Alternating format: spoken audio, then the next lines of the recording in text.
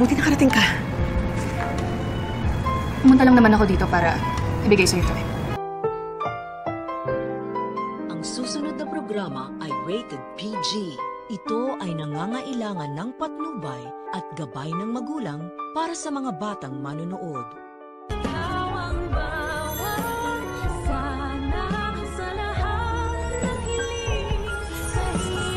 Sa'yo mapupunta ang majority ng kayamanan ni Tanda. Matapos nga nating malaman ang tunay na dahilan kung paano nakilala ni Justin ang kanyang Lolo Pepe at ito may sa pamamagitan ng pag-uutos ni Lolo Pepe kay Kinito na magsagawa ng investigasyon upang hanapin ang kanyang apo. At nagsagawa pa nga ang matanda ng DNA test kay Justin upang mapatunayan niya apo niya nga ito. Ay pilit namang gagawa si Giselle ng paraan upang makausap ang kanyang anak na si Justin. Nasa una nga hindi pa siya makapaniwala ng dahil sa nga paniniwala niya na patay na ito. Kaya naman para magkaroon ng lakas ng loob si Giselle ay magpapasama siya sa kanyang pamangkin na si Annalyn sa isang restaurant upang doon sila makipagkita kay Justin.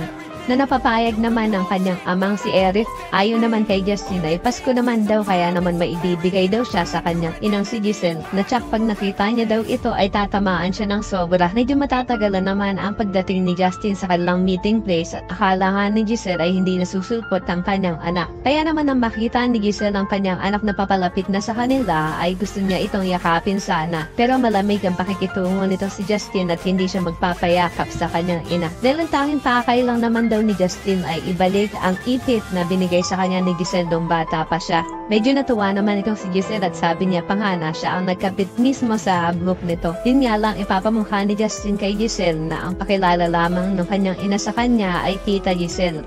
Kaya naman dito natatamaan si Giselle at pinagsisisihan niya na daw ang lahat ng ginawa niyang iyon kay Justin. Samantala, ito namang si Moira iniisip pa rin ng mamanahin itong si Zoe. At siguro naman daw ay hindi pa nakikita ni Pepe itong si Justin. Kaya naman, si Zoe pa rin ang tanging tagapagmana ng mga tanyag. Parang hindi naman matutuwa si Zoe sa pinagsasabi ng kanyang demonyitang ina at hindi siya proud dito. Kaya naman ko isa ka rin sa mga umaasang sana naman ay hindi maging kontrabida itong si Justin ay pakilike ang video na ito and don't forget to subscribe. Thanks for watching and see you next time. Bye-bye!